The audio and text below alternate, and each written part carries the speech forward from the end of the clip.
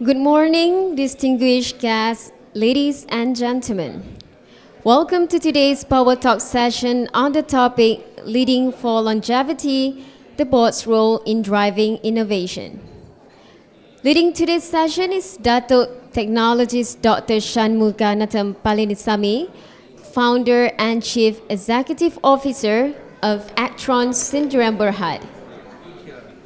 Thank you for joining us today. My name is Nisa, and I am delighted to be your MC for today's program.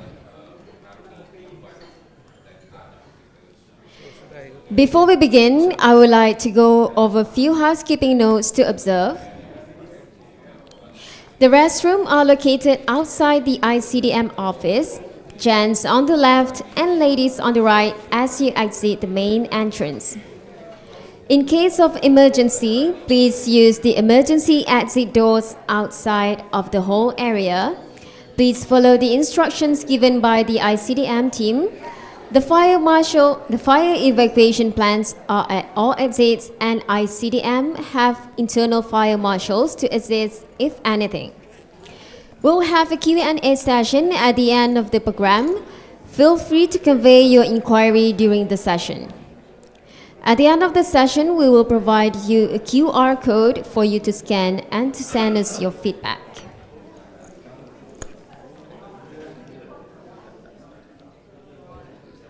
Ladies and gentlemen, in today's fast-changing world, innovation is no longer optional. It is essential. Yet, while 84% of business leaders say innovation is critical to their growth strategy, only 6% feel their current innovation efforts are effective. This session explores how boards can take the lead by embracing key forces like artificial intelligence, digital transformation, and sustainability, all of which are reshaping the business landscape. We will also look at how diversity, generational shift, and leadership style, such as transformational and servant leadership, can influence innovation culture. After all, diverse teams are 70% more likely to capture new markets. This is given by Harvard Business Review. And here's another powerful insight from the National Association of Corporate Directors. Only 25% of board members feel confident guiding digital transformation, showing just how urgent it is to boards to step up. Our speaker for today brings hands-on experience in leading innovation from the boardroom to the front lines, and will share stories, lessons, and frameworks that you can take back to your organizations. We hope you leave this session with fresh perspectives and practical ideas to help your organization thrive through innovation. Ladies and gentlemen, allow me to briefly introduce our speaker for today. Dato Technologist Dr. Shanmuganatham Palanisamy is a transformational leader with exceptional interpersonal skills and a passion for disruptive innovation. With 34 years of experience, he has made a significant impact in the fields of technology and business transformation.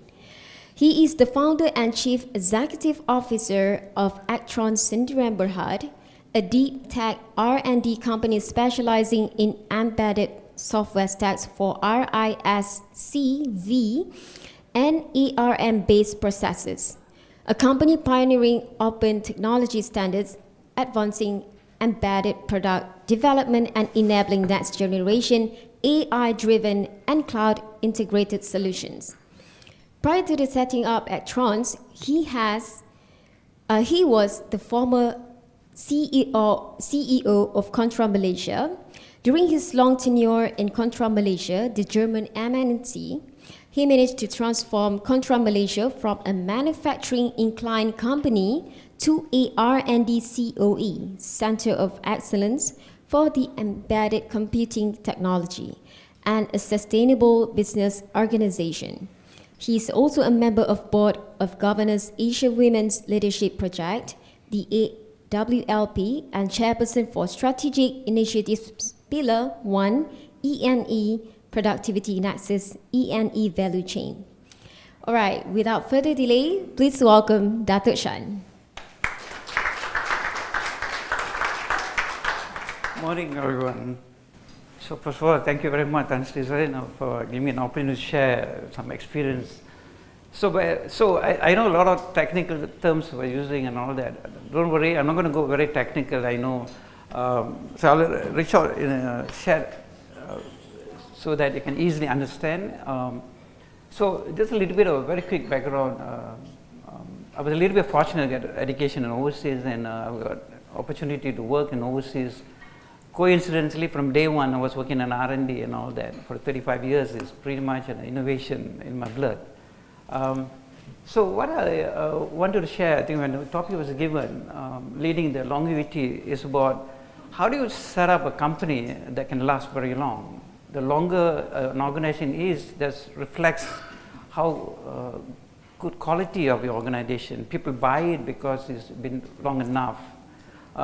So Contron was actually founded in sometime 1959. So very long, it still exists, but they're doing something right. So this is where I was a little bit fortunate to be in the local Malaysian CEO until January.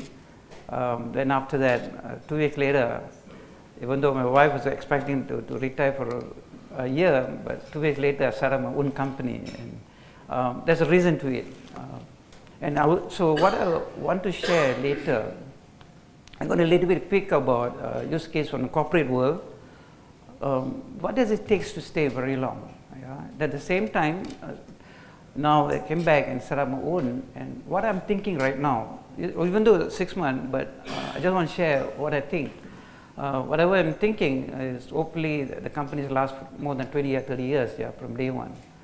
For now, I'll be around as a founder, but at some point, success will take over. So I just want to share my thoughts about what I think I need to, I'm considering right now for longevity and all of that stuff.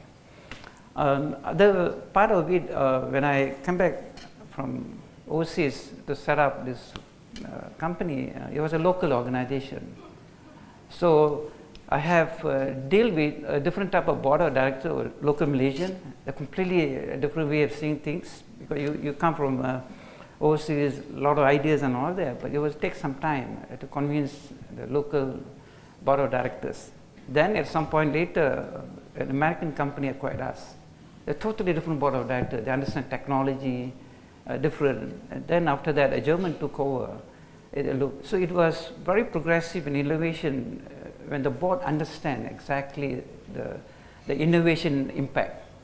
Unlike the Malaysian board of local Malaysian, it took 5 years to convince the innovation.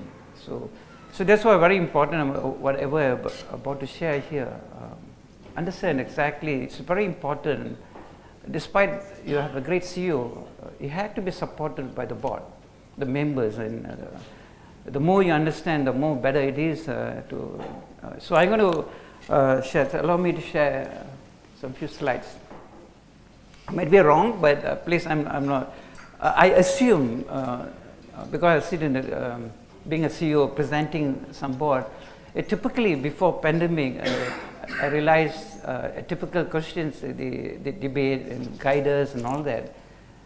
It's about strategy, where do we need to go, yeah, oversights, visions of the goal, and when the CEO, they kind of align that, yeah. Then also the same board responsible for the CEO selections, yeah. Then, of course, time to time, probably the board discuss about risk management. Then we talk about, of course, everybody investor, they're not running charity or organization. Finance is a big thing, yeah, they invest money on the stakeholder, they expect some return and all that. So, but today, in the realistic world today, after pandemic, the whole thing had changed. As a CEO, when I was pandemic, I can even predict and forecast 5 years roadmap, and the goal and targets I can give easily, and it's like monotonous. But today, after pandemic, it's not the case anymore. I'll tell you why. So let's take about this 2019, 2020 during pandemic. Everybody started, probably will agree that the whole normal life has changed in terms of the children study online, hospital field of, in a lot of control, on the restriction of control, MCO, yeah.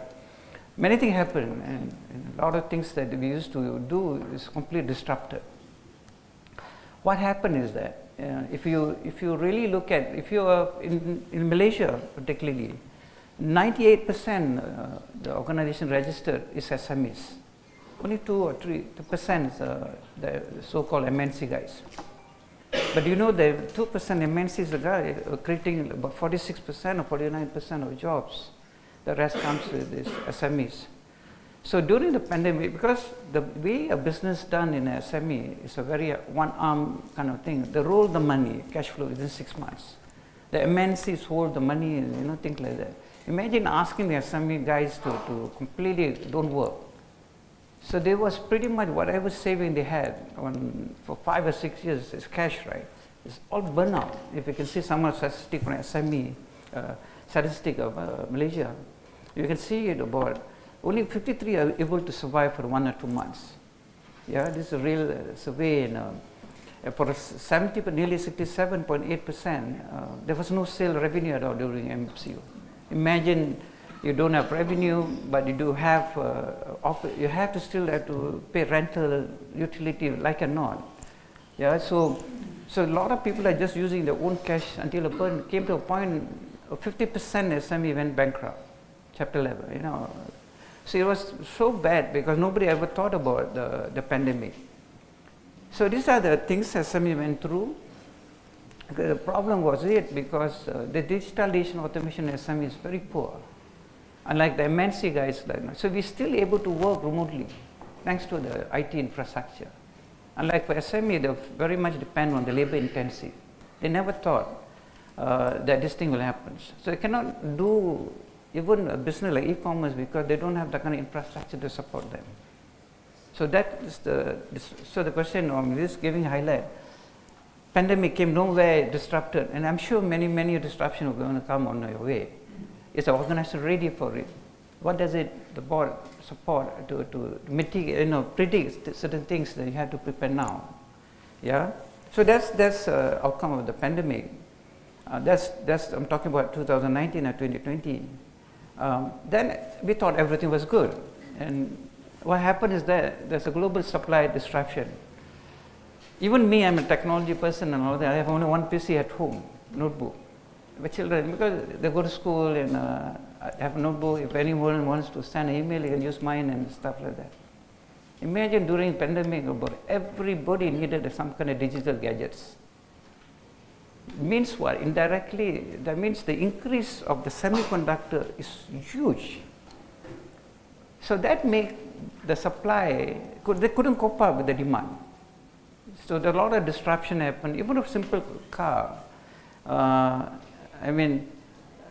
have 1,000 parts of semiconductor in a car, in an EV.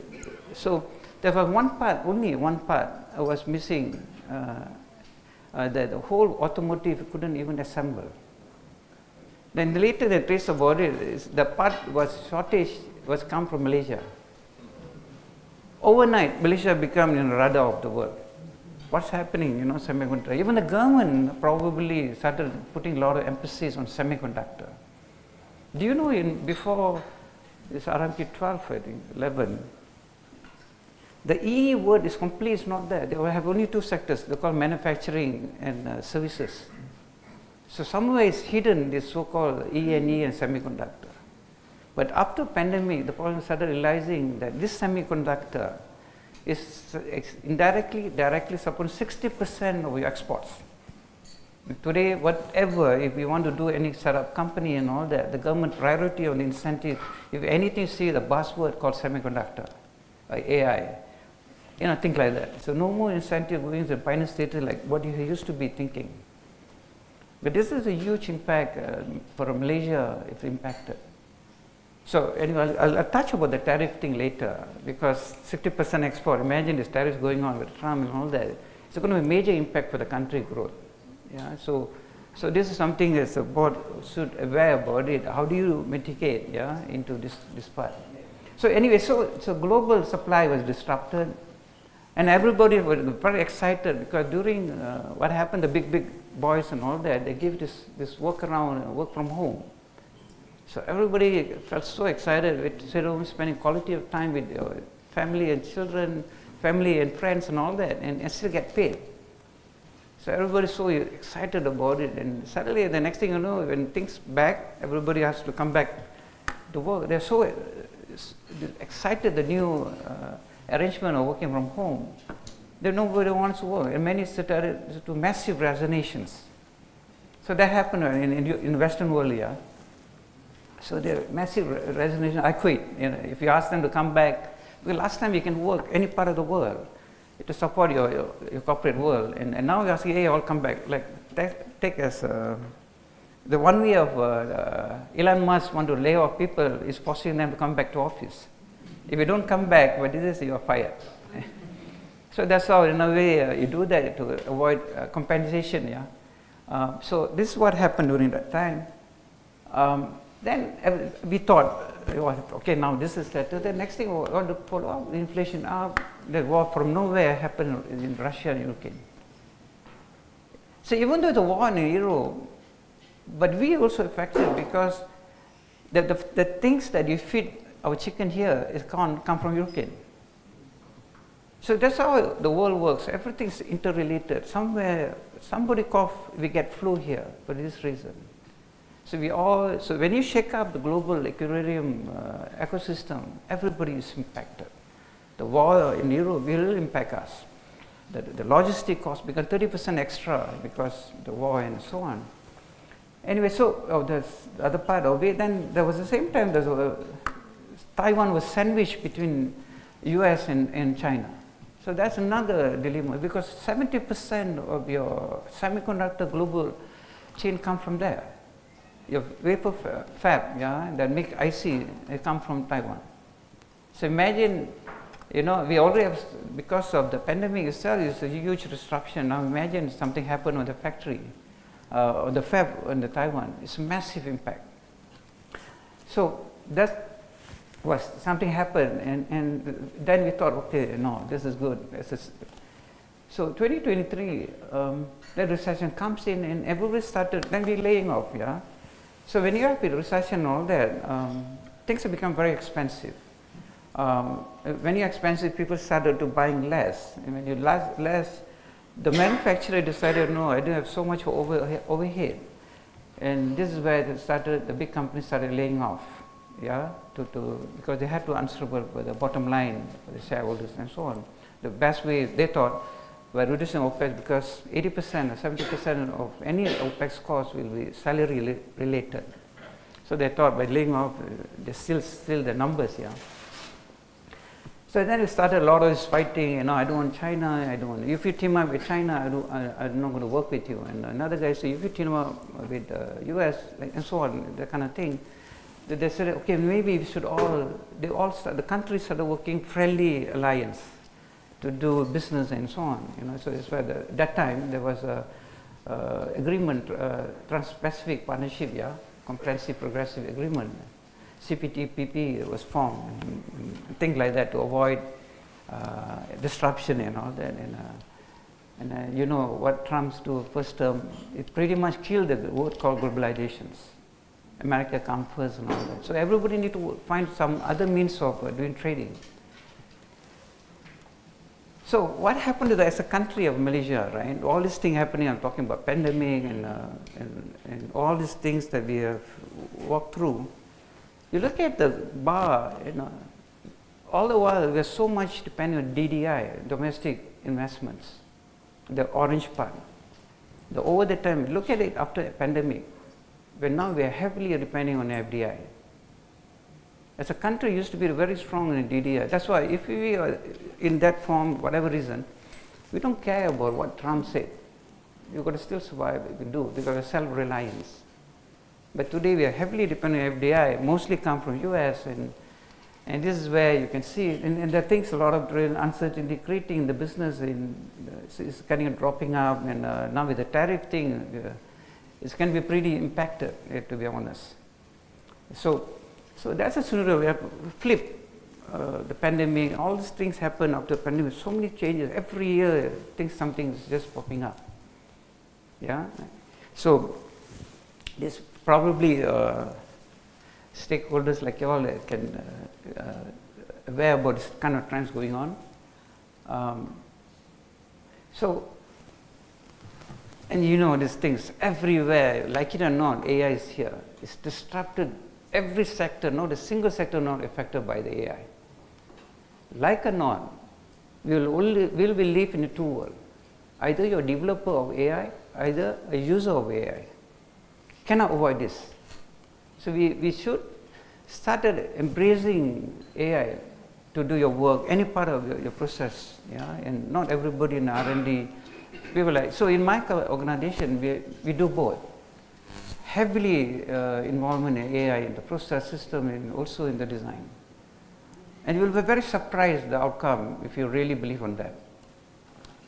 So these are the things disrupting AI, and so as a board, recommend really look at the AI embracing how the organization today in the AI adoption, digitalization. Of course, let's be face it, right? To do AI, first you need to collect data. To collect data, you need to digitalize your process. Automate first, you collect data, you have to digitalization. When the data collected, this is where you do all this crunching the data to have this AI. So it's not that, oh, you're doing AI without, no, it is really, first you got to do the basic first. In many organizations today, everybody want to go AI and all that, learning, training and all that, but don't do anything about the infrastructure. If only we have, the SME have taken serious about automation, digitalization, they would survive. 50% of all this bankrupt would have survived. They could have survived. Yeah. So, so what happened? This is complete. Just now, remember, there's one other thing, a slide I was saying about the big boys laying off because they have no business, because of recession and not many people are buying things. Today, the same organization doing very well, but they're laying off. Why? Because they realized about it, the AI can do a better job than human. They're very productive, very efficient. Then they realize there were a lot of things that they don't need. They have proven during pandemic time they can be still productive, still work from home. How they do that? Through AI and all that. So what happened, the big boys, whatever, they develop all this learning about how do you work remote and still do in software. And in fact, those are developer, the guys who lose their job is the contributor to develop the AI. They thought, what are things can be automated. So this is what really happening. They keep on laying off. Many organizations restructuring and removing. Now, just to make sure we are clear, it's not AI replacing your job. The guys who are mastering AI is the one replacing your job. So there's this new set, the old people who not embrace this AI are the one losing the job. But there are a group of people upskilling, reskilling to be relevant. These people have so high demand today. So the company is making a lot of transformation today on the moving the traditional people who really refuse to change, refuse to upskill, reskill, now replacing the people who comes with AI. So this is what's happening. And this is where you probably will agree that I was a little bit fortunate to work in different multi-generation workforce. For traditional baby bloomer, I'm an X generation. Z generation, I'm fortunate. By setting a company, I'm working very closely with the Z generation. Rest assured, everybody works different. What works during your time, our time, it might not work for the Z generation. So we had to also change, if you like it or not, to be relevant. So you cannot fit all strategies is going to work in this organization. You got to customize it based on the workforce that we have in our organization. So this is what really happening, and so what's going beyond 2025? I'm just predicting. I'm provoking. I'm not a fortune teller, but I'm just predicting this year. So you heard about Industry 4.0 and all that, and so what will happen is that very soon, and even now, is we are moving into Industry 5.0. What is this? Basically nothing different in Industry 4. The only thing is Industry 5.0 very human-centric. Because initially when Industry 4, everybody was worried people are losing jobs, because robots are going to take the job and so on. So much job displacement in Industry 4.0, the original idea. So a lot of things, the social losing a job. That's why now people are designing robot with co-current with human involvement. That is what 5.0 is about. It's not a new thing, terminology. So there's a difference between Industry 3.0 to 4. But 4 to 5 is no different. The only thing is human have a say in the robotic automation and so on and all that. It's a good thing actually. Yeah. So that's happening in now this is very interesting chart. Yeah. If you all attend histories and all that back then, if you notice, right, the early days, right, the biggest empire is actually Asian, the Indians and Chinese and all that. Then after that, over the time, you have Dutch colonize Indonesia, the British colonize it, and American from nowhere became a hero after toppling Hitler.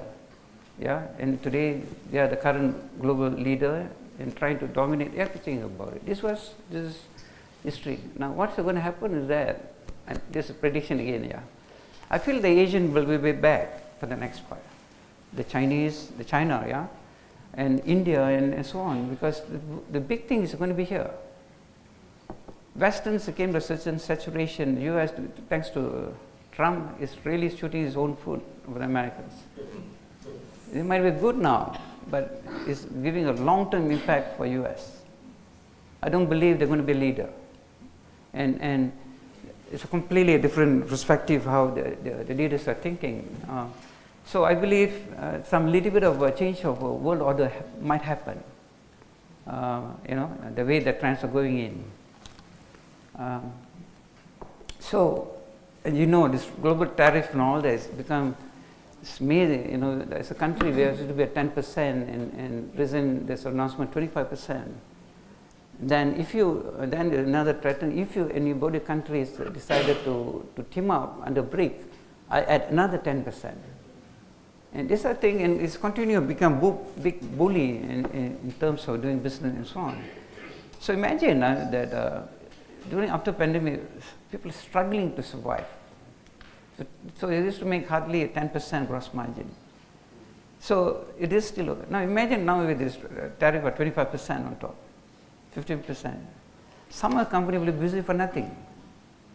So will they able to continue the business continuity? There's something yet to see. Yeah. Now, if let's say the government of Malaysia decided to go in a BRIC, another 10%. I'm not sure. So everybody's so worried. We used to be like enjoying 60%. We had a very good run for the past 3 years, and it's doubtful now. Now, when things happen, the job will be lost. How could an organization can keep people? And so this is worried. Yeah, if because nobody going to run for busy for nothing. They're not NGO. It's a profit-making organization. Like I said, 70 to 80% cost due to salary. So the only way they can survive in the game and business continuity, they have to lay off or replace with automation and so on. So many people will be out of job.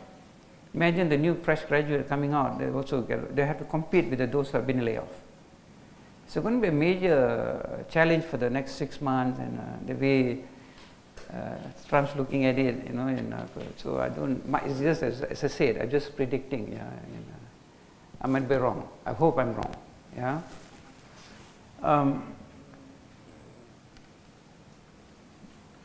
So I'm predicting for the next 10 years there will be huge disruption, even after Trump leaves, because the damage he made, you have to take another term to undo. They have to come a little bit of talk war a bit and trade and okay, do and negotiate it, and it's more like saying the current leader, which is US, will be versus the emerging leader like China.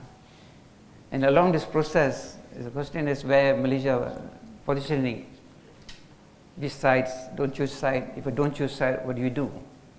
These are the things over the next 10 years we'll be seeing a very roller coaster. Some will survive, some will even excel during this process. Newcomers, completely capitalizing this moment.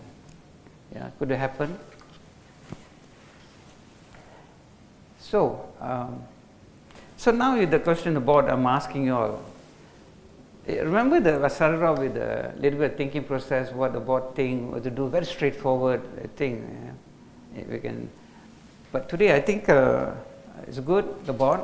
I think about many other things, additional to what your the early thoughts. What's the technology poses the biggest threat and opportunity for your business, and what are you guys doing about it? How do you adapt that? What does this mean for the long-term sustainability of a business model? Because it's disrupting imagine I give you a scenario, every year something pops up. How could you predict, like those days, for 5 years roadmap? We don't even know what 6 months. We don't even know what Trump thinking tomorrow. So how do we, it's very difficult to plan. These are the things, so the organization need to be so agile, the board need to be so very dynamic to think, and work closely with your respective leaders, CEOs, ask right questions like this. What are the top innovation priorities? So that's why we are here. About how does innovation helps? What is the anticipated strategy value that might likely be unlocked? Are we prioritizing internal and external investment to support this initiative? Not everything that you have to do in-house. You can always outsource, work with the partners and all that stuff, and so these are the things. Then what are the mix? Innovation also has so many ways of doing it. It could be incremental, it could be transformational, there's so many innovation types you can do. It's just an example I'm saying, Then it talks about, how do you do that? What are the leading practices? There are two terminology here, do we do through open innovation or do we do closed innovations? So a lot of best practices, no right or wrong, it depends on the company or business you're in. So these are practices. So these are the question I think as a board, as a stakeholders in the organization should ask. Now, so let's talk the topic why we're here. Why do we need innovation?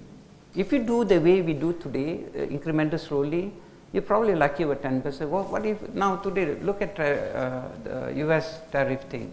Suddenly from nowhere, 25%. How do you plan that? So the only way you can even think about growth is through innovation. That's a fact. Being 35 years in innovation, I can say it's true.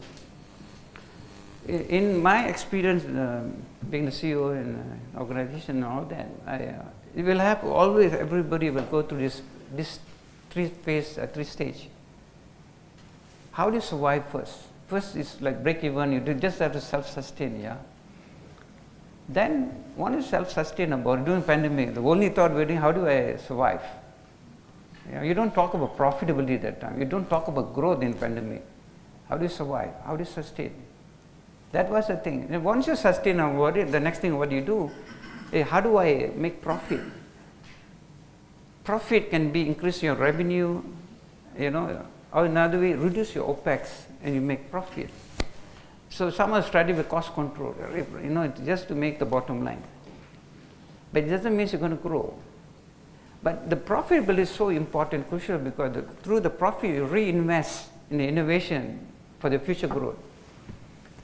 Because what you do today in the revenue, it will at some point will decline, will drop. For the growth, you have to start innovating what's next. What if this business, current business, go in a different direction? What's next there for us to survive? So the growth is so crucial through this innovation, which from your profit. But in order for me, you have to first self-sustain first. So this is a thing like it. Just a scenario, Now, if I make a survey in this group itself, everybody will agree belief in innovation is crucial for growth. You can bet you this, so 100% everybody will say, so anyway, majority. So innovate, like business model will reach if you don't innovate. But in reality, the end of the day, many CEOs are not satisfied with the innovation performance. Despite they agree, So what exactly happening and why is so? So normally innovation cycle is like an S thing, right? So while you started off from cradle to grave, you born, and then after that, you grow in the life cycle. A certain period of time, you started declining. Everybody. Then a good company innovate very smart and timely to have another boost in a very timely manner. Unfortunately, with the kind of dynamic landscape happening, which I say every year, it's very difficult. Where do you invest when you have to retain stuff, And so there's a lot of complicated. This was an ideal scenario before pandemic, but today it's very challenging for any organization. How do you manage within the dynamic landscape that you have? Because sometimes the issues are today, our problem is external, not so much internal like those days. Last time external was so stable, internal is where we have politics, office, and we have internal thing. And that I think probably is fixed now. The external is really shaking any organization. So typically this is how it happens, So you have the birth, the growth, and every product will reach a maturity. Then you decline, because you must understand the component, nobody going to supply a component forever. They have also a timeline on any components that they do, 5 to 7 years. Then they come out new product, new technology. So your product, if you depend on certain component, you got to plan with the end of life your components, So this is how a product, a life cycle. Even you buy a TV, nobody guarantee you until you pass it over to the next generation. 5 years later, the most you are lucky, the TV can last. Because there's a motherboard inside, you have component and all that, it's mature. So this is where you buy every 5 years some new TV, depending on utilization, So this is how innovation life cycle look like. Now, then we get excited about innovation, and just want to tell, innovation is good, but don't overdo it.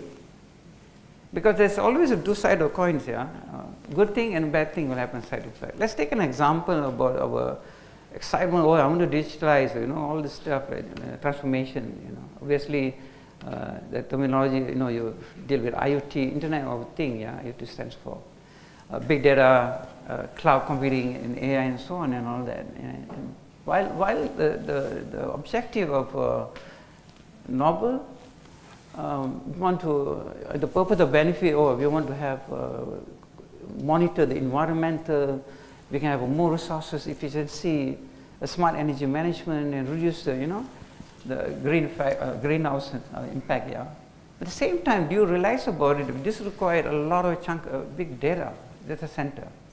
But this data center pretty much is massive. It creates a lot of CO2. And water resources, nature resources, and all this stuff. That's why Singapore cannot afford a data center. They use Malaysia as it's a sad. I mean, we're very excited about.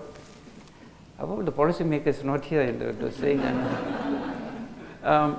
So the best deal of this NVIDIA, Singapore gets the brain part innovation, right?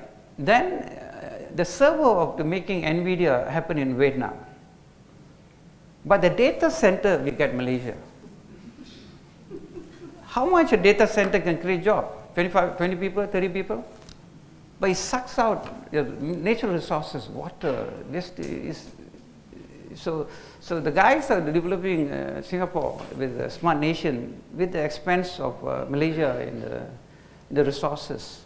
But the server is millions, billions of business. One server is so expensive, but Vietnam gets it comes with a container with a back and barrel of all the server station. What the Malaysian get the job is the installation wiring and the real estates, electricity. This is please, I hope don't come after. Thanks, you have to protect me for being very brutally honest. So this is how. So innovation need to be balanced. That's the point I want to share here. Now, I have a different view, and all the time we talk about Malaysia shortage of talent, shortage of many things. My perspective is Malaysia have enough graduates.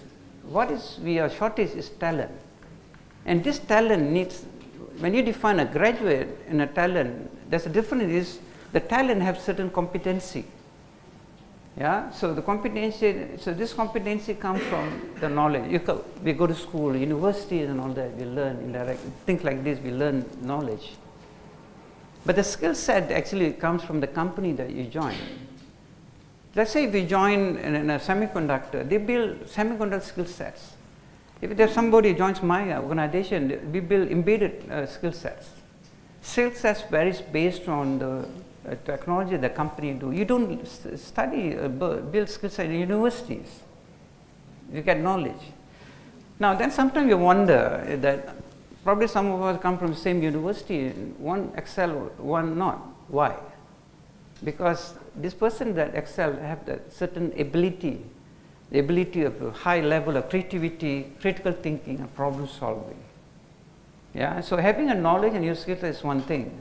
Having the ability to take the best out of this knowledge and skill set, that's why it makes this person got promoted to be somewhere else, in a higher level. So you need all these elements to consider talent. Of course, some of the policymakers might not disagree about it because always say we have enough talent. I said no, we are still in shortage. Some people buy it, some people don't buy it. But anyway, this is my perspective. Now, why I talk about that part? See, today you are dealing, when you build a long, the topic here is about how you make your company very long. Now, you know where you are based on years that you're born.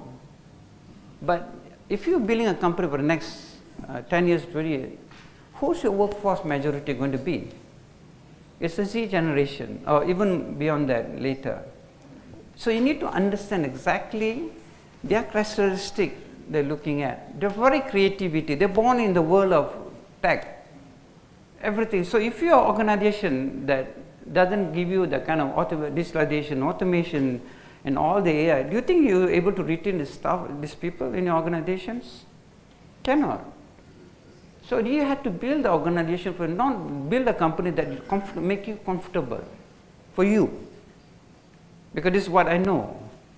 I think the best thing is to hire somebody better than us. You know, if you want to be always in the top, you need to hire somebody better than us. Not every time. If you are not doing that, every day you're going to feed him some information, guide him, okay, do this or do that. This company will not going to grow. So I just want to give you a perspective. How do you know your organization better? What kind of generation? I just want to say that different generations think different work. We need to, even though no matter how experienced we are, I think we can learn something from the G generation, the young generation. Yeah, instead of finding fault on them. They're very complicated, they're very difficult group. The worst generation that you can even think and work is the J generation, trust me. We work in a place where you give instructions, people do it. They challenge your norms. But in the man group, but for us, some of us, it's rude. Yeah, so we have to be, we have to change too, yeah, no matter who we are, whatever rank.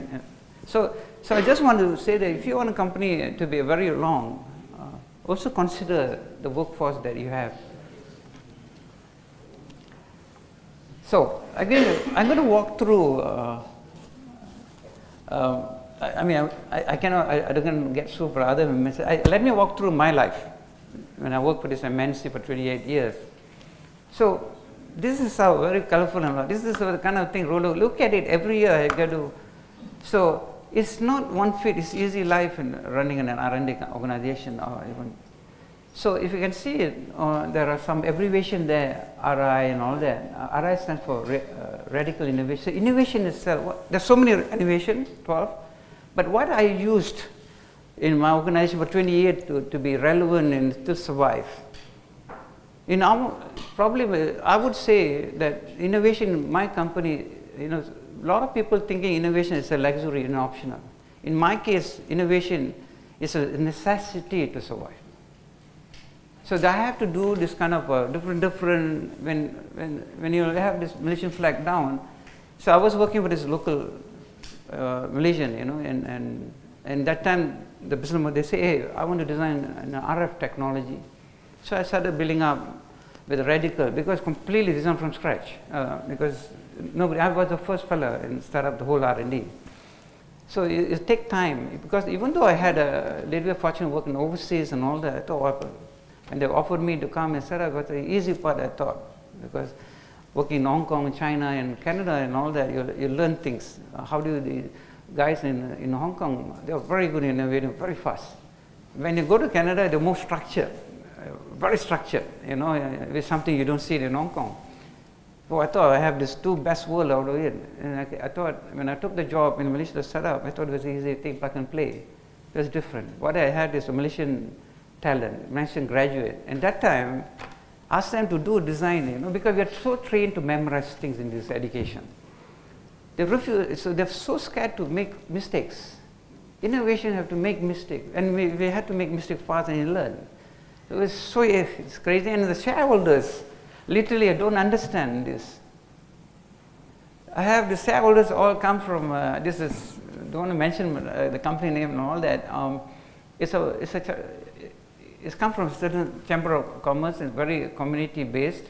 The shareholders can be even kway workers and planters and many sitting on board of directors with all these folks, and every time we talk about, we have this cool technology, let's do it. And 9 months later, I'll give you this product, blah blah blah, and then they say, Shan, if I plant a plum oil and all that, I don't even water that. Nature, God gives water. I give me so much revenue about you. I expect me to trust you. Are you sure Malaysian can design or not? Exactly what they told me. So to convince the person, another person is saying, you know what? Then manufacturing, we have a very high manufacturing. Today morning, it's a company. I put it today. The end of the 5, I have a product. I make cash it up. Here you come and ask for 9 months. Maybe not. The innovation will work. Can you guarantee me it will work or not? How could the innovation we can guarantee? So you want to have these people like get married today, tomorrow have child. So even children, they have 9 months, things. So anyway, so it was so difficult to convince the Malaysian. So you are Malaysian, you are the stakeholder, you are going to sit in someone organization. You have to be very realistic, understand, ask the right questions,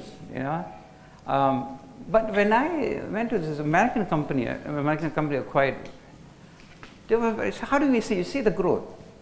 Look at the Malaysian, we're flat. Very difficult to do. How do you survive when you do innovate? This is a typical example, such a rich local LLC. You couldn't move forward because nobody investing on it. Then this is where the American company acquired huge part. You saw the incremental. Then German comes in, even take us another. Of course, but the challenge for me in R&D guy, imagine we build a R&D in RF talent. Suddenly a new company comes in, hey, you know what, Shan, I'm not interested in any of your RF stuff, I want to do medical devices. The whole RF engineer, my team had gone, the core team, because they want to build careers in RF. So I had to start all over again with another technology. I thought that is good. 3 years down the road, took. This guy comes in, you know what, Shan, I'm not interested in any of your consumer product. Because they feel that this display medical is a consumer, Contron is a very embedded, industry grade, totally different. So what's the difference I'm saying? Let's say take a typical, your notebook. Your notebook, when you're on here, you'll work. But if you take this same notebook to go Alaska in desert in Arab, it's not going to work. Why? Because room temperature is controlled 0 to 25 Celsius. In the two scenario I'm talking about, Alaska and desert, it's an extreme temperature. So your product, in order for it to work, this product, it had to be in a minus 40 to 80 Celsius. The choice of component, the design from day one must be selected. This is what embedded industry is about. So this guy comes in and all that, and he said, hell with. So again, I have to start all over again. So it was a huge challenge being an R&D guy. You see, R&D is about your talent. Longer you are, you do great stuff. But in my case, every 3 years or so, somebody comes and take over. You know, they're nice over. Same building, 28 years, so many take over. The good thing about takeover, same company, right? I got free T-shirts with a different a lot of name cards, a lot of titles, fancy titles, and so on. Then everything was good. Sometimes the competition not necessary from external, external. Could be also internal. So what happened is a listed company, right? So Foxconn invested huge in the company. So when you invest, investors change on. They also have an existing. I used to be an R&D guy for the whole Asia. But when you have other entity comes in on board, they already have presence in China, Japan, and all that. You have to share your pie. So this is why I'm saying there's a lot of lobbying here, internal. You know how corporate works. Everybody wants relevancy. They feel they can do a better job than us, and as a Malaysian, China is a huge market, and so on. We started seeing the decline. Yeah. Then many people, a pandemic is not a good thing, crisis, but sometimes crisis create opportunity. In the case of me, it gave me a lot of people don't disturb me for a while. Nobody can come and see me and chopping. Every year they ask me chicken chop. Got head count, and all that. But pandemic, everybody has a bigger problem than chopping in Malaysia. So that allowed me to stabilize and do something. Today, fortunately, before I left January, we are in this part. You know, there's always a V curve in any organization. A value of death. Some people hit the bottom and never come out. But if you're lucky to be, we have seen the worst. Yeah, what worse can be. So, if you look at it. So many innovations. That's why in organization, don't think there's one innovation. Okay, you give a grade. No, you have to work closely with your CEOs and leaders and ask the right question. What will be the right thing to do? Do we disrupt the thing by radical innovation? Do we okay with the money that you make? Let's do incremental innovation. It should be a collective decisions. Yeah, but first of all, you need to understand the terminology of innovation. There's not one word innovation, but many things within this innovation. However, I have to say that being a leader, you have to change according different type of leadership for a certain innovation, certain time of your, So then you're leaving the organization. So I have to. The last thing to do so the people don't hate you.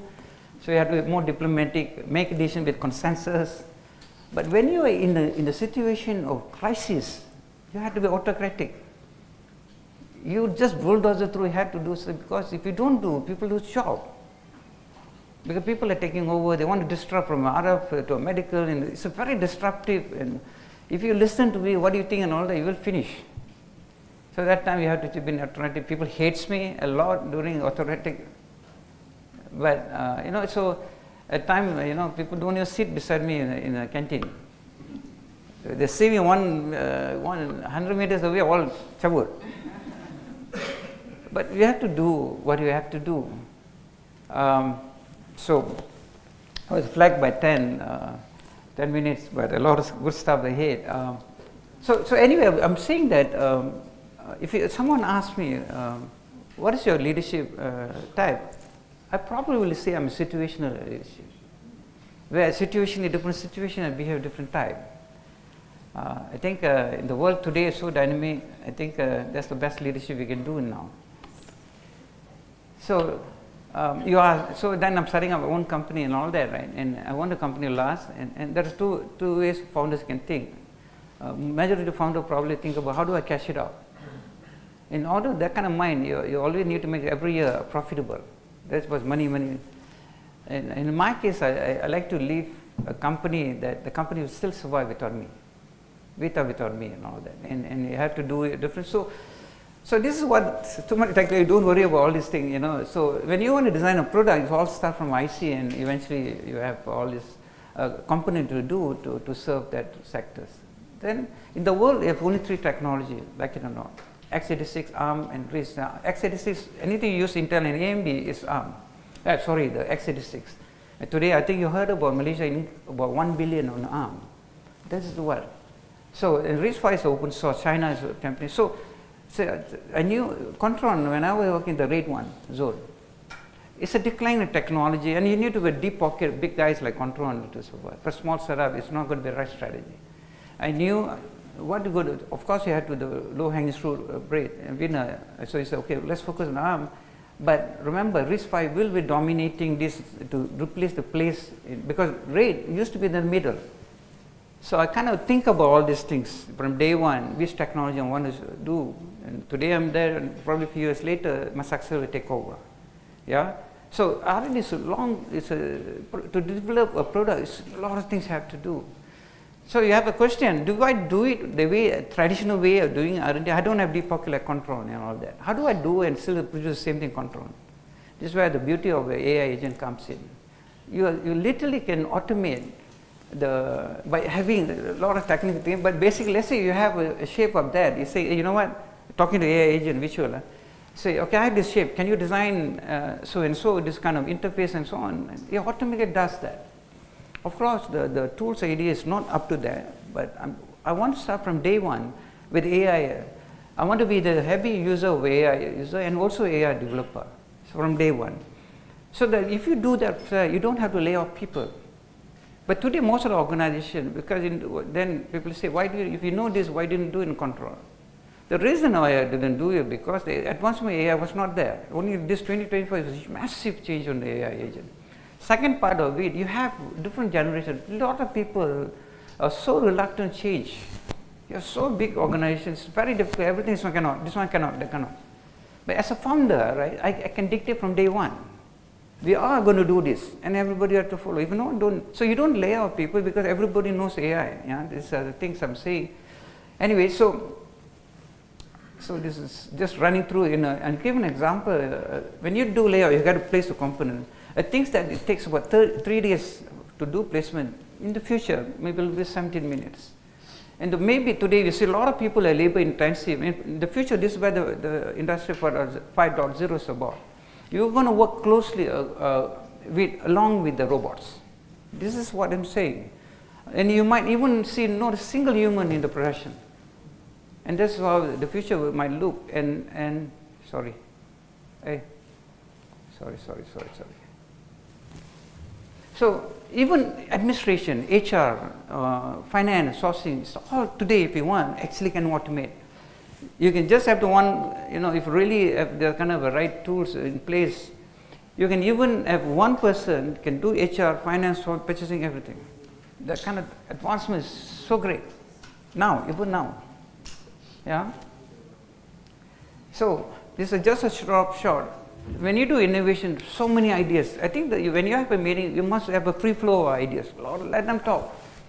But as the stage, different stage, you start to narrow down on collective. Don't oppose any ideas. Go with it, and until you will come a point where you will have some ideas. As a leader, don't be the first person to speak. Be a good listener. Listen. At the end, only you make some calls. So this is how normally ways of doing it, because you have to be a very structured way to do innovation, not just come from nowhere, let's do this. No. There's a ways of doing it. You have to always research from R&D, then after that, once you choose, this is the idea I'm going to pursue, that's where the design and development happen, D&D. Then after that, you have the product. Sometimes, right, things can fail. Not because the product is not great, because the entrepreneurship is not there. How do you position the market? And that's why many things might fail. So, run it through. So, you cannot do things without a proper system. If you want to repeat success in innovation, you need to have structure. Yeah? They call innovation management system. So, this is standard called 56,000. I have time to be a vice chairman for this, helping the Japanese standard Malaysia. Because the secret is out to do innovate. Last time was a very secret within the big giants. But today, there's a standard out. You just follow like cookbook recipe to do design innovation in a proper way. The standard 56, only 50 ringgit now to buy the standard. But all these things only possible boards by the leaders. You have to have visions. Because without it, there's no way you can cultivate the innovation culture. So crucial that it's all starts from leader support. And every time you do innovation, don't make something so cool in the lab, but you cannot commercialize it. There's a difference between invention and innovation. Invention stay in the lab. When you take the invention in the lab and you commercialize it, this is what the word called innovation. There's a difference, yeah. So, of course, all start from leaders, give the right support, and always design with the intent to create the right value propositions. Yeah. So you might be something doing right, but remember that don't have the thoughts about that you always win. Yeah. There's always somebody right now thinking to how do you disrupt your business. When you disrupt, this is where the problem. They always will win. Let's talk about OpenAI and all that, but DeepSeek came from nowhere. Very cheaper way. So what is disruption means? How to do the same thing with a cheaper way, more cost-effective way. That is what the word called disrupt. So nobody has such an infinite money in your pocket. There will come upon a situation your organization should be so agile to think when do I do investment at the right time in the technology operation and people. It depends on the middle part. Your organization must be strategic, agile, innovative, awareness and decision. When you aware something, you need to always comb radar. What's happening around that? You might, some of the operating crisis happen, you might even forego, but you must be clearly forego that. But if you really think there's an opportunity in the body, immediately the moment you started recognizing, identify, make a right decision, implement timely the decisions. A lot of people are very good at identify, but never poor in executions. So this is why we'll decide a company is performing or not performing. So I'm going to leave this word. Yeah, it's not about the strongest species that survive, yeah, nor the most intelligent, but the one most responsive for change. Not one quote, it's Charles Darwin's one. So this is a fact, like it, yeah. So this is my last slide. I'm not predicting it. I'm not a fortune teller. I'm just provoking how the future might look like. With that, thank you very much.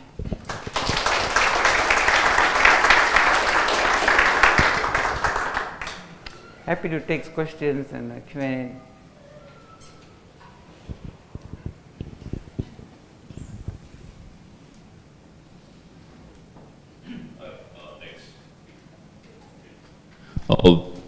What do you think is the most important ingredient or ingredients, right, to make innovation something that is really a nature of the company, whether at the board level or even at the leadership level as well as the operational level?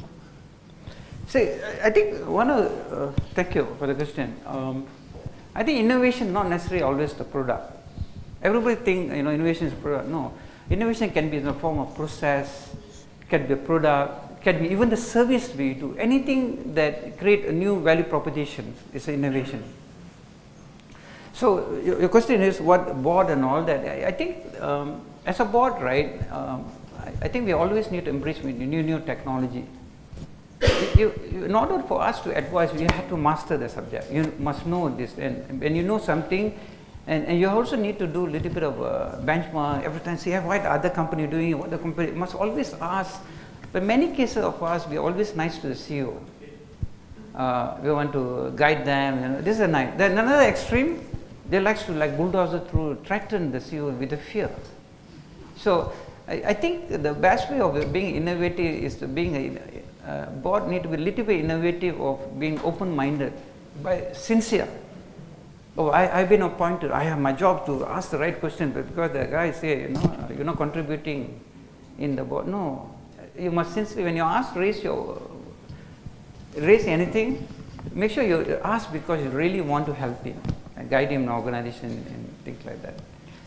I don't know whether I answered right, but I felt that no right or wrong the way company to company different and things like that. But what I can only say, innovation is as a board of members, you need to make the organization to be very agile.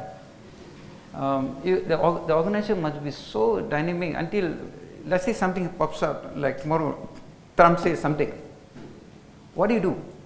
immediately call a meeting and say, okay, we're going to drop. Hey, only last month you say in the board meeting we're going to do this, and you are now changing it. Are you a fickle mind? No.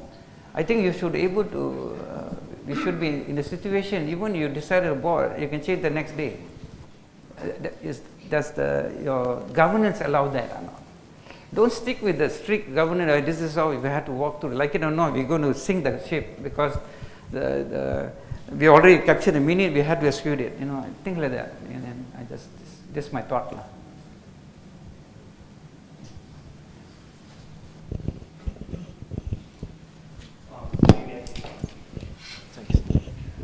This is for those who are planning to send their kids to school, what to study. They are in the dilemma, I mean, if you Google or you go to ChatGPT and you ask what kind of jobs, going forward, and they say don't go into jobs like business analysis, software engineers, accountants, depending, you talk to 10 different people, you get 10 different results. What's your take on this in terms of the future? What holds for the future? What are the areas that will be growing? What are the areas that probably will demise as a result of this AI revolution, right? It will be interesting to get your feedback. Sure. The same problem being a parent and guiding my kids and all that. What is the right? No, I think like, for example, Jensen from NVIDIA founder was saying, from now on, you don't have to worry, you don't even have to be a coder. And you don't need to learn anything. But it's a wrong perspective about it. Why I'm saying? So when you make this coding by somebody, I can text it in a prompt, say, okay, I need you to write a code on doing this, and all comes. But how do you know that code is right?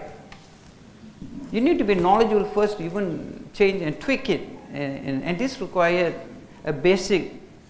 So if you ask, if you want to embrace in AI and all that, computer science engineering will be the right thing. Yeah, if you are talking about designing a product, innovative, E&E will be the right thing. So depends where you want to play a part. Like you want to go cybersecurity and AI and all that. I think the base, everybody must have the basic degree. That I feel strongly about it. But if you are in the game of you want to be AI, cybersecurity and stuff like that, computer science degree will be the right thing. If you are in the field, you want to be very generic. I want to be in software and hardware product. I might even go to AI, very generic. Then E and E will be the right strategy. But it's a lot of study, a lot of challenge. So children like to take an easy path in all the ChatGPT, computer science and all that. But if I need to advise my kid, I will say ask them to do E&E. Because I'm an E&E guy, so it's probably a little bias there. So no right and wrong. But then one thing for sure, whatever degree you decide to do, even a non-technical, you have to embrace with AI. How do you use the AI tool to even do medicine, right? You do lawyers and all that. They must know AI to help them to make a better decision. But don't rely, it's a right question, allow me to say this. We are in this world era called AI, artificial neural intelligence, where we are the master and the AI is the slave. But the way things are going, our children and all, everything, ChatGPT, everything, they don't think, they don't even calculate. If this continue, we will move into the era called AGI, artificial general intelligence, where they call it singularity era. There's no difference between human and the robots. The things about human, when you reach a city, whatever we give up, okay, now I'm going to play golf now. This machine, the so-called AI robot, is continuing evolving so deep at once. So advanced because they have unlimited brains that in the club. We have limited. So we stop where, but this guy is continuing, and the way things are moving with the later, you probably will heard terminology called quantum computing. So the UPM will be identify the quantum. So if this combination of AI and quantum computing, we will go into this era called artificial super intelligence. Now, I said it in the earlier, we are the master, they are the slave. We'll reach a point, they become the master, we become the slave. They will decide whether we need to exist in this world. So this is the way of going. That's why you have to be, if you want to be a continued master, we have to embrace the AI. Even you're not developing, but you must know AI. Then only you will survive this era in the future. So we have to educate our young generation. Whatever degree, whatever you decide to do, AI must be embedded into everything they do. That should be my view. I I have two questions. Two questions here. Okay. Here, at the back. Two questions. You're on the chart that you show about the innovation for Malaysian companies are stagnant, and the ones for US and German companies are on the uptrend. Are those, if I have missed it, are those tied back to the growth of the company or just purely on the innovation initiatives? That's the first question. Second question is that I'm from the tech industry, and I know that tech companies in Malaysia have a lot of innovation that's going on. But I do also understand that innovation goes beyond tech. What has been your experience in the non-tech innovation, like business models or process innovation and all that? What has been your experience? Sure. Now, the one I give you a use case, MNC, is Malaysian that I lead. As a group, right, the control is, they have 35 countries presence. It's a global company, it's a very big organization. But each entity, CEO is responsible for their survival. So I embarked all this innovation time, not necessarily group followed me, but I embarked, because you must understand, Contron acquired us, but I was to have different companies, yeah. So when you come to Contron, we have to synergize. But as I said, when you go to, you will be no internal kind of competition, and so it's a totally different. And the second question, probably you asked about it for the non-technical, where the innovation comes in.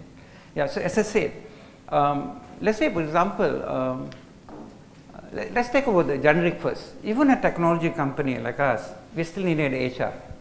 We still need purchasing, sourcing. We need this so-called non-technical people in admin and all these people. But the question is, do we need each people in a physical headcount, or can we automate it through AI agent? You have a multiple agent here in your virtual, like agent 1, agent 2, HR, different, and you can do these automations. So if the if the technology company can do, so do the non-technical organization also. Yeah. So I feel that innovation, that's one of it. The way you're doing through automation the process. Another one, if the non-technical, the product can be food, any other thing. It's still innovation as a product.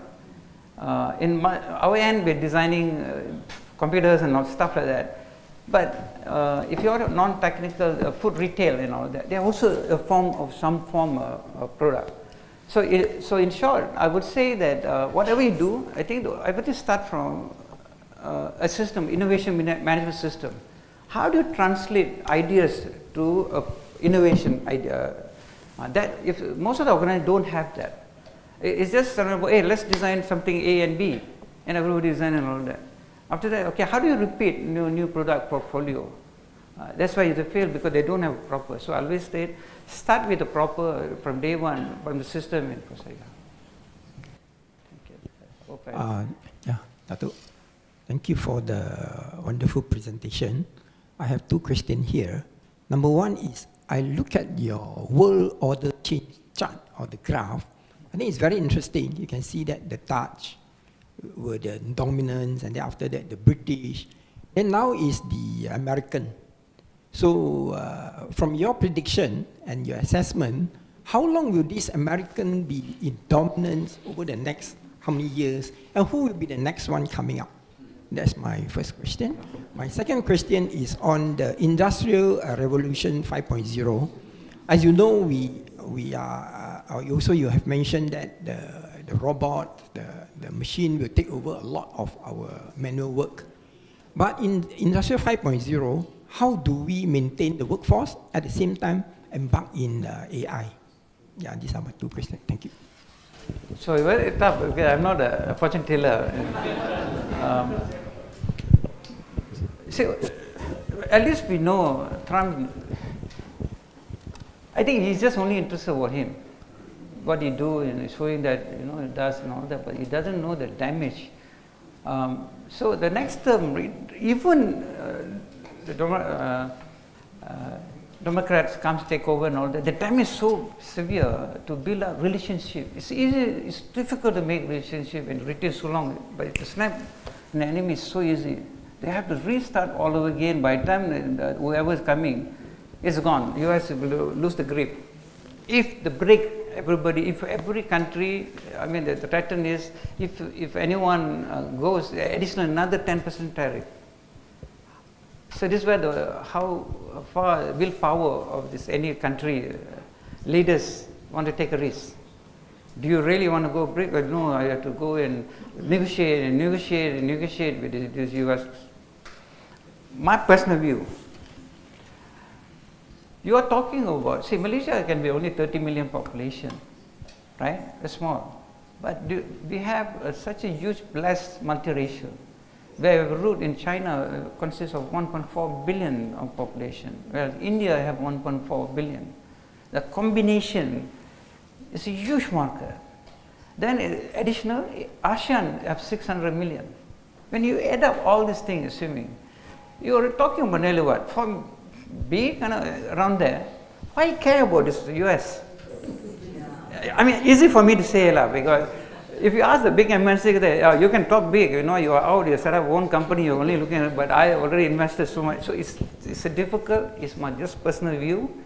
I think countries should about time move away from trading nation, where somebody called we get flu, everything's so dependent to a technology nation.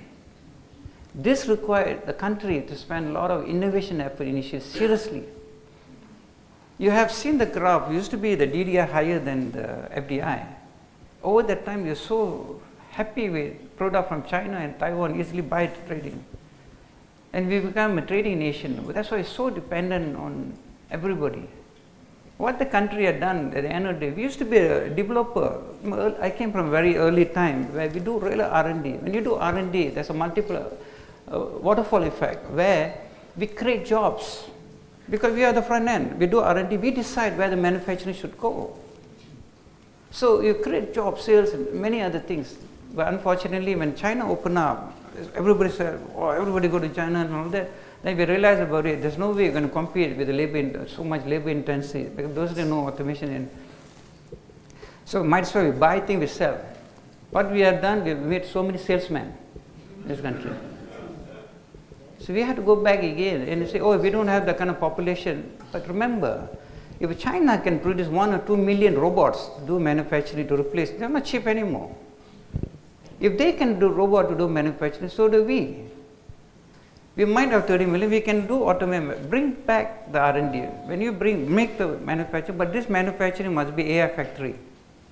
All over robot stuff like that. It's a capex investment you need. Now, when you do the traditional, you have human, it's OPEX involved here, right? So I think we should invest on a capex. The beauty of being a capex, this machine, you don't fight with your husband and wife. You don't have to worry about promoting them. This guy can work 24 hours. So you have a very consistent, you don't have to worry about talent drain, this fellow pinching here today, I have a problem. The robot doesn't run away. It's just installed, you reinstall forever there. So I think, in short, I'm saying this fight will go on. Two big elephants going on, hands will die. They're going to step us. And in order to step out, I think we have to move away from this trading nation mindset to a more technology nation. But it's required a lot of willpower. The RMP 30 must reflect this a lot.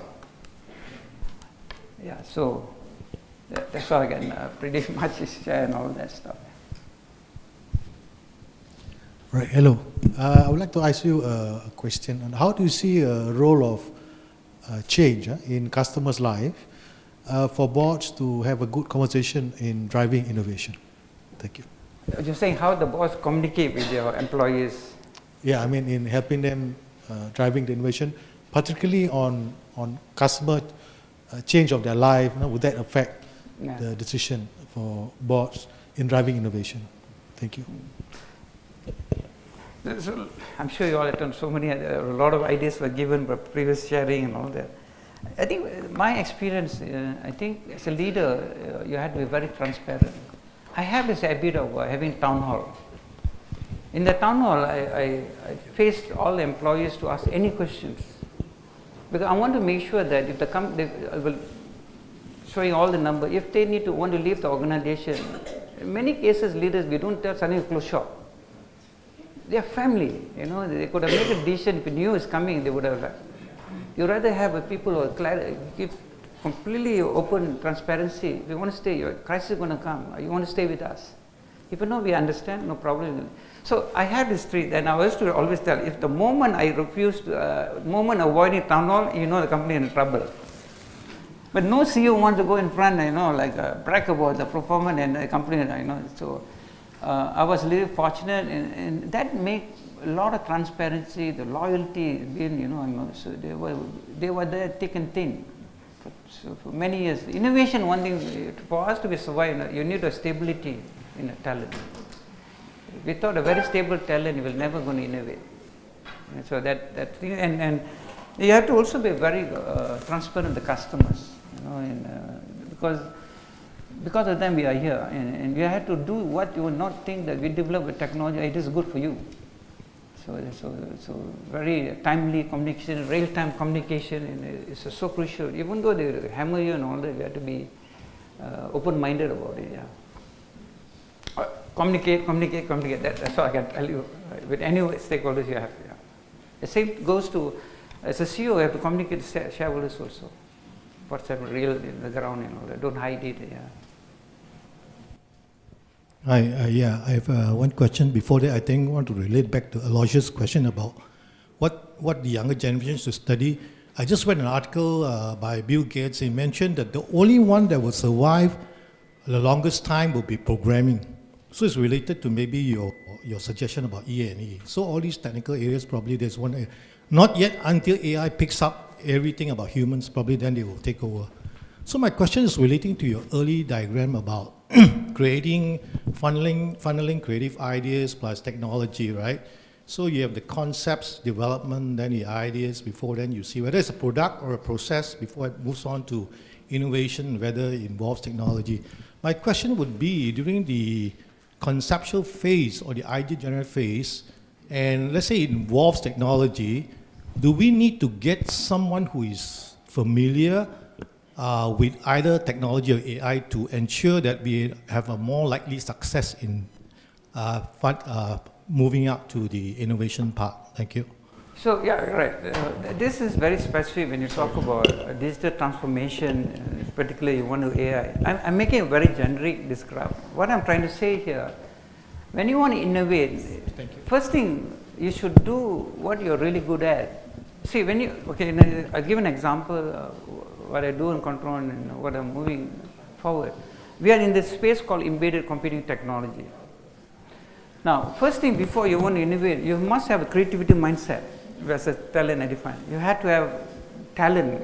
Do you have that? Instead of doing innovation, we need to first really do a realistic check. Do you have really talent, innovating people in your organization to start with? Second, so what do you want to design? What is the mega trend right now? Okay, everybody talk today agree with AI. Then, do you have the domain? Like your question is, do you have the domain, the knowledge of AI? Do we need to bring outside? Do existing talent, do we have to support, or do we need to bring outside, or do we need to even bring employment consultancy through? Then let's talk about technology. So many technology. How do you implement? Do you want to implement all the process? Then technology be it. So you must be very clear. When somebody throws an idea, where is it for? Okay, able to challenge. Then finally everybody agrees some ideas, and as you move forward, then the next thing, okay, product. I think you are capable, but what price are we going to sell? Who do you want to sell? Who's the market for next 5 years? I just things happen. Some people a good idea, but no market and all. They all drop out the idea. Finally, one or two will make it, because you need to have a proper design review team. Must be a very strong team to able to help you to filter. Beginning, let everybody openly give a lot of ideas. Don't say this one cannot, this one no, and you kill off the culture of innovation, because everything is cannot. Anything, oh, my nation is going to listen. If you send this message, finish. make them believe internally you filter, not to them. They must feel that the ideas were given. Then you come to a town hall lecture, you know what guys, there's so many ideas, we decided to go. The reason is supporting our company, make them, oh, that our idea, oh, yeah, true, my idea was not supporting this. You must be transparent about how you filter. As I said, some will be succeed, some will not because the product are not so great. Maybe after 5 years, suddenly a long trunk came in the picture. How can you control product? Take 1 or 2 years. Suddenly this guy comes and change the body, kill it's nothing remarkable. You will tariff the product, you design certain margin, and this guy comes and put a tariff. It's not good. So what do? You still go for it? No, you will drop the project. Yeah. Take this break. We can have one last question before we wrap up.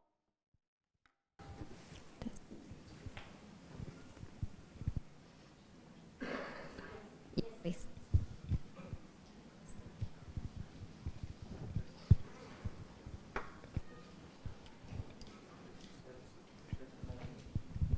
Test mic. Hi, Dr. Shan. Yes. I have a question which is very related to competency and talent. I think under the umbrella of NAIO, it was established that Malaysia is looking to bring back talent or source talent for the future of AI in Malaysia. My question is, how do you balance that in the future between sourcing the talent and the obvious brain drain that Malaysia is suffering from? And this is related to the wages that Malaysia offers. Okay. Hopefully Talent Corp is not here. See, not every sector making money. Not every sector have a huge margin.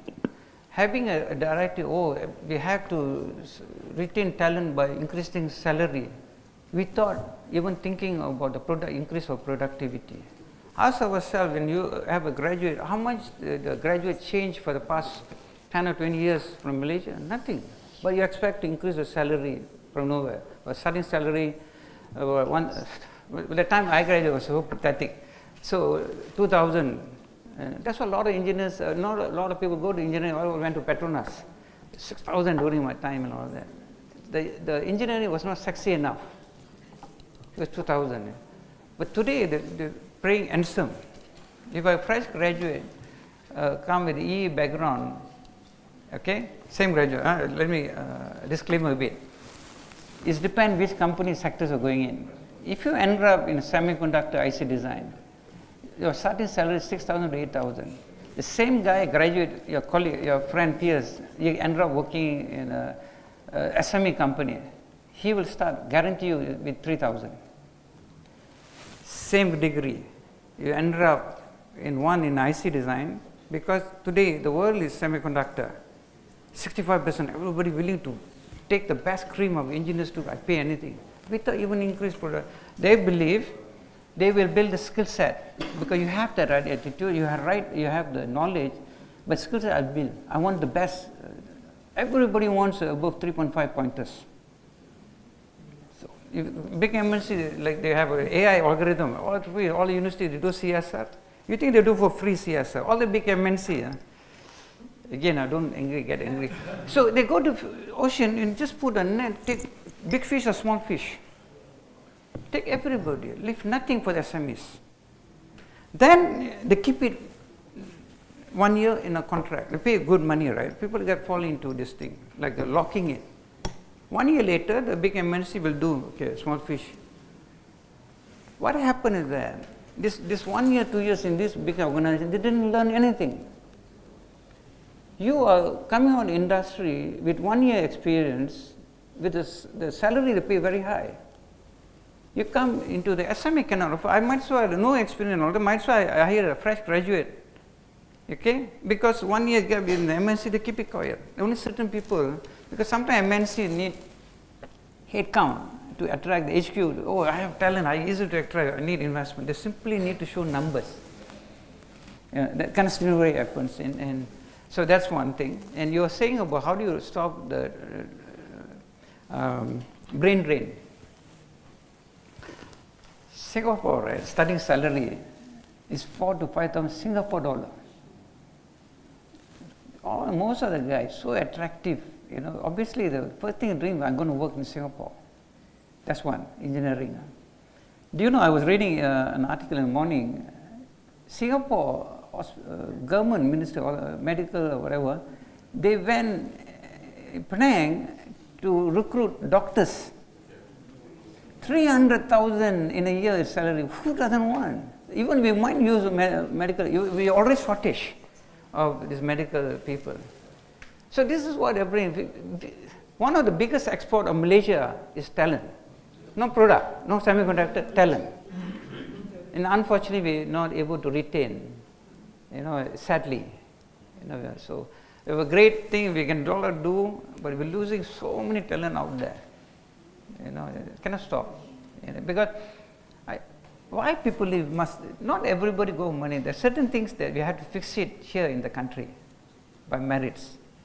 If we don't fix it, people will feel, I don't want to go into all the politics thing and all that, but I feel there are things we can do. Do you think, if I go to Singapore, money, it's a nightmare. It's like rice cooker in Singapore. They pay you, no life. We are so blessed in Malaysia. We have money, we can do ledgers and all kind of things. But there are certain things happening that make people to live. For their generation, you know, they're thinking that kind of thing. We need to change this mindset. If the country really wants to go in a technology nation, we've got to do massive something here to retain talent. But we have all the talent, we have all the capability to even design data center. Why we're not doing it? I give an example. I can talk about me. If anybody wants to sue, I can sue myself.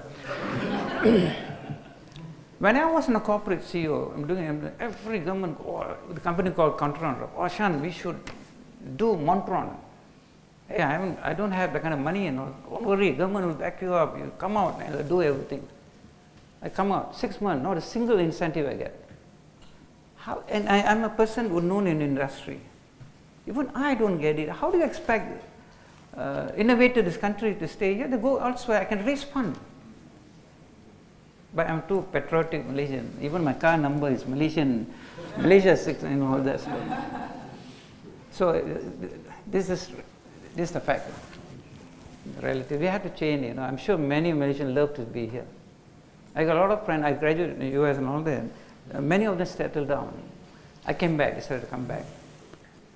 But I didn't get the kind of opportunity. I leave again the country to work in overseas and come back again. I always wanted to be back home. But not many. But today, if you ask me, the things happening in Western world, Europe and all that, Asia is where the next thing. So we're telling my children and all that, don't leave Malaysia, even though don't stay, because a lot of people want to come back to Malaysia. Unfortunately, they settle down there. The children born there. Even they want to come back, the children doesn't want to come. So I think I still believe in Malaysia. For my children, I refuse to send. And they were very angry with me. Oh, your parents can send you overseas to study and you are making us study in Malaysia. So I was saying, no, trust me, because those days we have no choice to leave the country to study. Today, everything's here in, you know, that kind of philosophy. But this thing, I'm very stingy. Yeah, true. Okay, thank you so much, Datuk Shan, for a comprehensive Q&A session.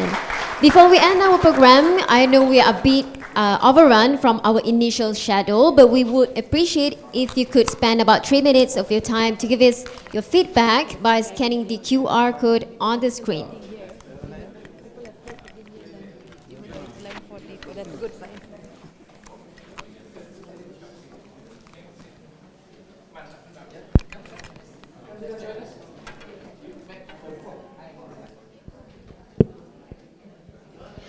While you are doing that, we have an announcement to be made. Do check out our exclusive program specially curated for senior directors and chairmen in August Driving Sustainable Leadership, Empowering Boards for Lasting Impact, led by Rajiv Peshawara, CEO, Stewardship Asia Center, and Sunil Puri, Senior Vice President of Research and Engagement, Stewardship Asia Center, at our ICDM Penta Training Room on 5th August 2025.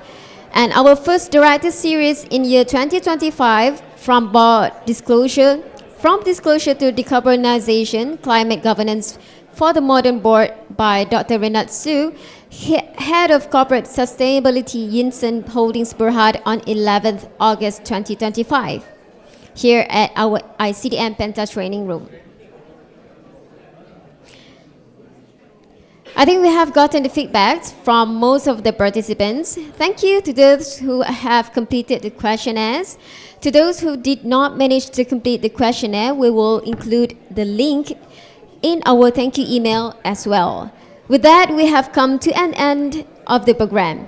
Thank you for your attendance and participation. We hope to see you again in our future programs. Thank you.